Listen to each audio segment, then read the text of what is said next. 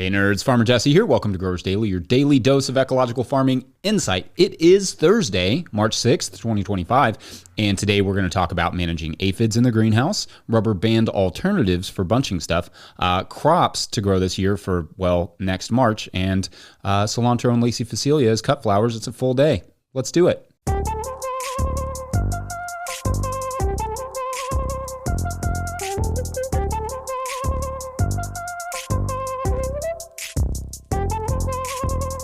All right, happy Thursday, everyone.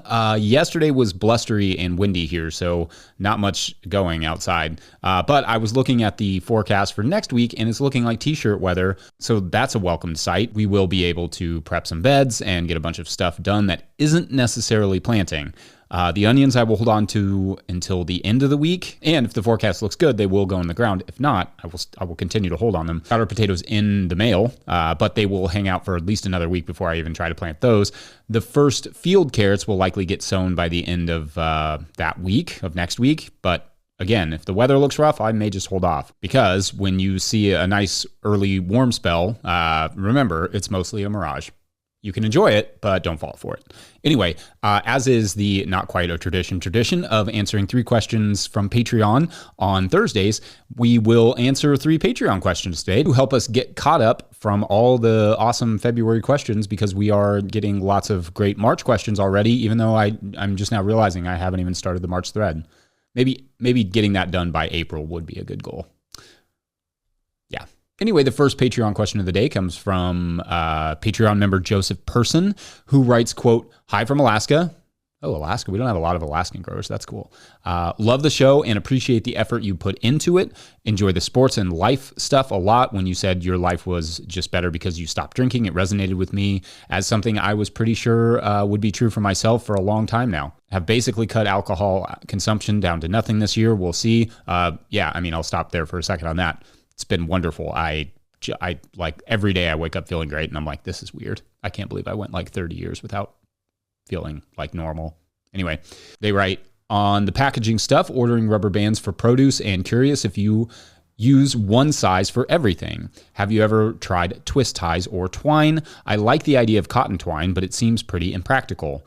Another question, do you have any issues/suggestions with pests on seedlings? I have a large indoor grow area and I continually struggle with aphids. Most of the natural balances are just not present. I do grow a variety of crops in it all winter long and mostly have learned to keep it in check, but it's very hard when I switch over to transplant production in the spring. I don't really have significant issues once transplanted outdoors, more in greenhouse, but the seedlings are obviously very vulnerable, and I feel like heavy aphid pressure early on just makes for much weaker starts than I would prefer. In addition to preventative measures and general best practices, do you think it's worth trying to deal with issues that arise, or is it best to just throw out infested trays of starts? Slow growing things like peppers are the biggest issue. They might be inside for 3 months, and most of my efforts to control aphids also hurt or slow the plants to some extent. End quote. All right, love it. 2 great questions there, Joseph. The first question was about if we use the same rubber band size for everything, and the answer to that is yes. If it's too big, we just double it up. We use the 3.5 by 1/8 inch non-latex number 3 rubber bands from, I think it's from Websteront, I believe is where we order those. And then you asked about twist ties or twine instead of, or perhaps alongside of, for certain crops, rubber bands. Now, a long time ago, Hannah and I tried using untreated twine to wrap bunches, and it took just flat out way too long to make sense. Maybe for a small CSA, but when we were doing the farmer's market, we're talking about hundreds and hundreds of bunches.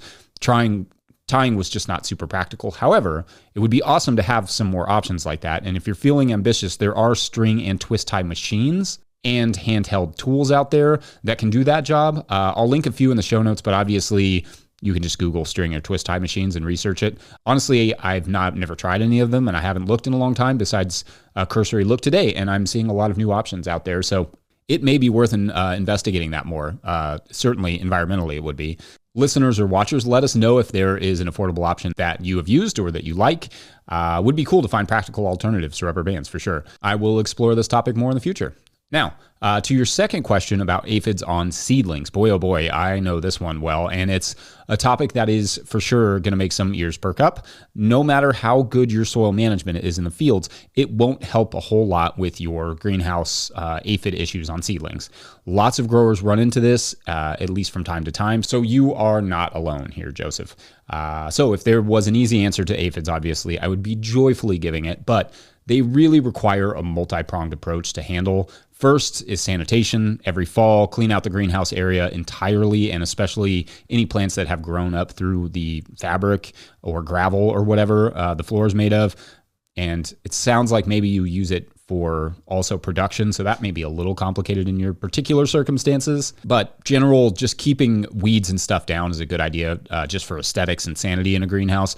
But could also help reduce your aphid populations. Next, and this may be somewhat seem counterintuitive to what I just said, consider growing have some grow bags with like mint and sweet alyssum, maybe some other small flowers, some dill, that sort of stuff. Just any sort of flowers that beneficials love. And that way, if they're in grow bags, you can move them in and out of the greenhouse as needed. Aphid predators such as lacewing and ladybugs need additional fodder, so try to give them some options. Use a good soil mix. If it's out of balance or perhaps too nitrogenous, it could create problems with aphids. Also monitor heavily for aphids all over the greenhouse and address them as soon as you see them.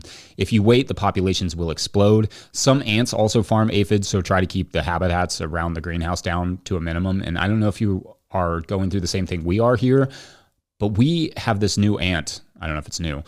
We have this very prevalent ant, and it is everywhere. It will take up residence under a tray that has been on the ground for like 30 seconds. All right, so I'm going to interrupt for a second because I was editing this video and I was like, I bet I can go find one right now, even though it's like 30 degrees outside. I bet I can find one. And I immediately, there it is. If you're watching on YouTube, you can see there is just a bunch of ants right there. Everywhere. It is wild. So that can be a bit of a challenge, just making sure that they don't have habitat to hang out in. You can introduce aphid predators, but one, that comes with some ecological issues of its own, which we will discuss at some point.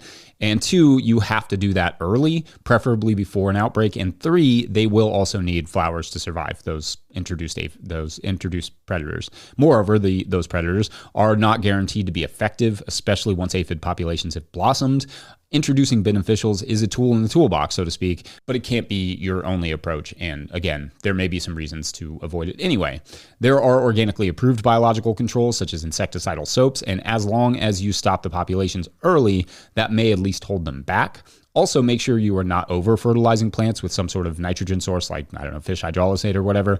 I find that potting the plants up rather than feeding them directly handles the aphids better, but that is purely anecdotal. And so instead of putting on some sort of nitrogenous amendment, I like just putting them in bigger and bigger containers so that they can kind of outgrow them on their own. Again, purely anecdotal. Taken all together, these tips should help, but there is no one easy solution to aphids, especially with so many different types. They just need many different approaches.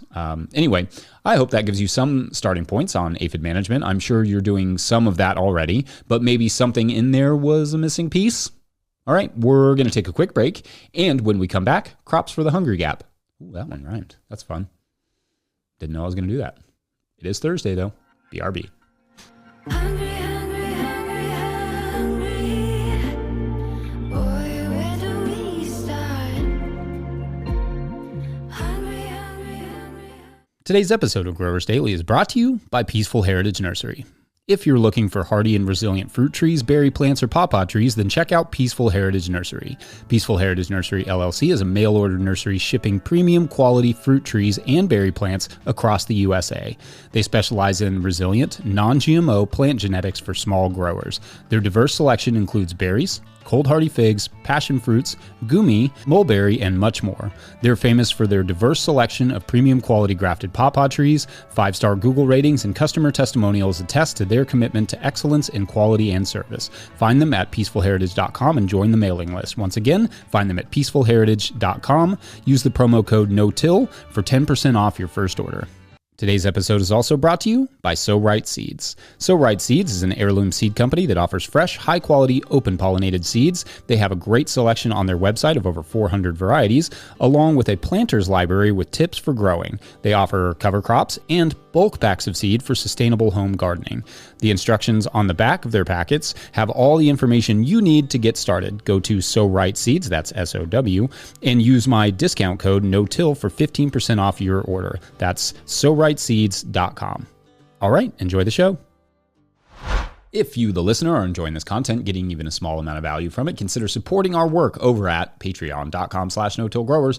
I will try to get to questions from everywhere the questions come in, but I will always get to your Patreon questions. Now, today's second Patreon question comes from Patreon member Christy Lewis, who writes, quote, "Hey Jesse, loving kicking off my workday in Australia with your new show. Thank you. Wondering what your thoughts are on dried beans as a way of smoothing the season. Our hungry gap can be long at 42 degrees latitude, so they seemed like a way of making spring CSA more interesting, even if they're not super profitable. And if you have suggestions about where to find info on harvesting for food safe storage, that would be great. Thank you." End quote. Awesome, Christy, and always great to hear from our Australian friends. Australia, Alaska, we're getting around today. I know you all are headed into the winters there, so this is probably peak on your brains. Okay, so for those unfamiliar with the term hunger gap or hunger gap, this is usually the period between winter and late spring when food may be growing, but is not quite there yet, when storage crops are either gone or in kind of rough shape, canned goods are heavily depleted. For us in the US, we're in that gap now, and so what ends up happening when it comes to selling food headed into the spring is that it's a bunch of greens, because that's the stuff that grows early. So that's like lettuces, spinach, radish, which is not really a green, but it is kind of a salad crop mostly, plus kale. Maybe you get some green garlic in there, maybe some herbs, but just greens. So what you don't get is many of the bulky starches and proteins like potatoes and sweet potatoes, winter squash, etc. So the beans idea is interesting because unlike something alive, such as potatoes or squash or whatever, or something with a shelf life like canned goods, beans hold up pretty well in just jars or sealed containers. In fact, that same thing could be said for popcorn or milling corns. Grains as well. If you had a way of producing something like barley, wheat, oats, and or rice, that could be an awesome early spring offering. Nuts too, if you have nut trees and you know who does and doesn't in your customer base have nut allergies. Maybe even spices like red pepper flakes, coriander, dried ginger and turmeric, even teas, that sort of stuff. I know herbs are not exactly very caloric, but it could bring something interesting and new to the table in terms of the marketing side of things, provided you are, of course, following all your local processing laws. As for storage, the trick is that every crop has its own storage needs, and they just have to be met. No real way around that one. Grains, for instance, have to be well protected against weevils and rodents. Moisture has to be managed both post-harvest and in storage for things like beans, and etc. There is a relatively new book I recommend on crop storage that I will link in the show notes called Beyond the Root Cellar by Sam Knapp that has a lot of good info about long-term crop storage. For us, just speaking strictly about crop storage, we keep the majority of our storage crops, potatoes, onions, garlic, sweet potatoes, winter squash, in our cooler, where over the winter, with the thermostat set around 38 degrees, I can basically turn the AC unit / CoolBot unit off all winter and then only run a small heater in there to keep that temperature. Next week, they are calling for the 70s here, so like the low 20s in Celsius. So I would likely have to turn that AC unit back on there. But most of those crops are done now and would not be the most exciting addition to an early CSA, even if they are technically still edible. For us right now, it's just a matter of getting them replanted. So that storage that I just described is not ideal for what you're talking about. And it's definitely not ideal for every crop, but it's a fine compromise that gets us most of the way through the winter for ourselves. If we were selling all that stuff still, we would have to dedicate space for each item to keep them as fresh as possible under their preferred conditions, which would certainly help have something right now. All that said, something like beans, however, are much less finicky as long as they are dried correctly after you harvest them and protected from pests all winter. Anyway, I love that question and keep them coming. I hope I was helpful there. Otherwise, we're going to take another quick break, and when we return, we're going to talk a little bit about getting cut flour out of your cover crop mix. Be right back. Today's episode of Growers Daily is brought to you by Harnwah Greenhouses. Arnois Greenhouses has pioneered controlled environment agriculture since 1965, partnering with market gardeners and farmers across North America to deliver turnkey greenhouse solutions.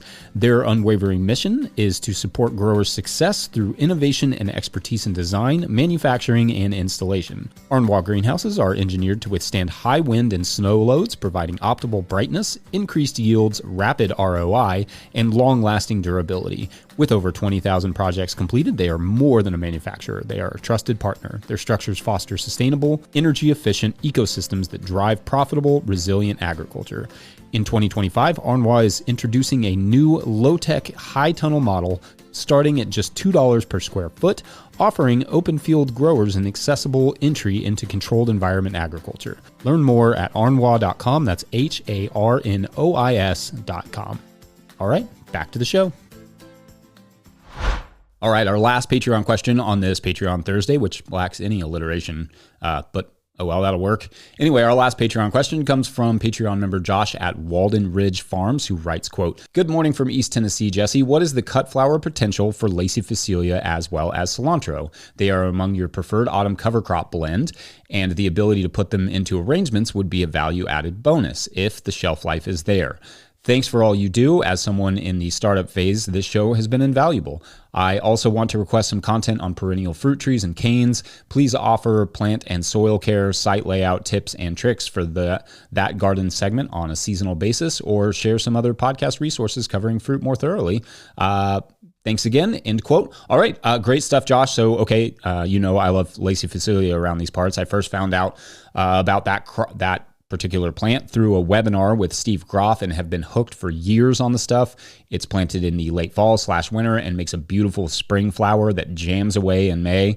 This year, I fear I lost a lot of our phacelia to the hard freezes that we had this winter with no ground cover, like there was no snow on the ground, just lots of ice. So that's the first year it's been a problem, but we'll see. It may still be fine.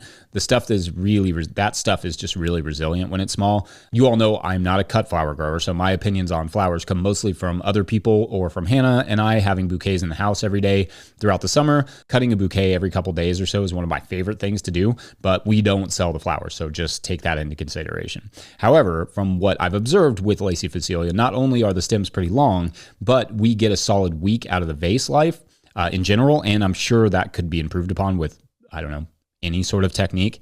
It's about the same with cilantro, about a week after cutting in my recollection. I don't know that either one of them is necessarily better than the others. Looking around online, that seems to be the consensus as well for both crops, 1 week to 10 days vase life. I also like that around that time, the rye is flowering too, which makes a lovely filler. So in effect, your cover crop could easily be, you could easily get value off your cover crop in that way. As your request for more info on perennial trees and canes, etc., I just got confirmation that our next round of fruit trees are on the way. So definitely more info on that over the next, 20 years or so. As I've mentioned, especially as my back has been acting up as of late, I'm really needing to get stuff growing above my head instead of at my feet. So expect taller perennials to become a bigger part of my, content and life going forward. Canes is an interesting one. It's not exactly the same thing, but there's a lot of sorghum production in and around Kentucky that I'd love to explore. It's a big crop within the Amish communities for sorghum molasses. I'd also love to go see some organic sugar cane in action at some point. Bamboo and reeds like Arundodonax for building materials are also up there for things I'm interested in. In a year, I have to cover roughly 750 subjects. So sure, I'll explore whatever it is as it pertains to farming, agriculture, soccer, food, all the relevant stuff. I don't know that I have any specific recommendations for podcasts at this moment, but people feel free to put them in the comment section and then check that out. Otherwise, I think I'm going to wrap it up there. Per usual, I hope I've been mildly helpful to all of you. You Patreon members make all of this sharing of information possible for yourselves and for others, so we thank you. Enormous thank you to all of our sponsors who do that as well. Huge shouts to Willie Breeding for the theme music and the team at no-tillgrowers.com. Also shouts to Epidemic Sound for the background music that you can hear. Pick up a copy of the Living Soil Handbook or the Seed Farmer at no-tillgrowers.com to support our work. Big thank you to everyone over at patreon.com/no-tillgrowers, where at a certain level, or if you just bump up from one level to another, or sign up in the month of March, you get a shout out in the show. So big shout outs today to Haley Enton, Gus Janes. Gus Janes, good one. Tyus Bro. Okay, so these are very, I feel like this, I mean, maybe I'm biased, but this feels like very soccer-y to me. So what I'm picturing here. So this is a group of parents who runs a select program for soccer in, have we gone to New Mexico yet? Let's try New Mexico. They're in New Mexico. And they are running the Select League program, and it's all the ins and outs, kind of an office, kind of a The Office style documentary about all the ins and outs of dealing with parents and referees, and it's great. And then the aliens attack because they haven't done that in a while, so it's yeah, and then everything just rolls on from there. Aliens like soccer too, or they don't like it. It's hard to tell in the language barrier. Anyway, thanks for watching and/or listening. We will see you tomorrow for Friday, for Feedback Friday. So put in your feedback. Bye.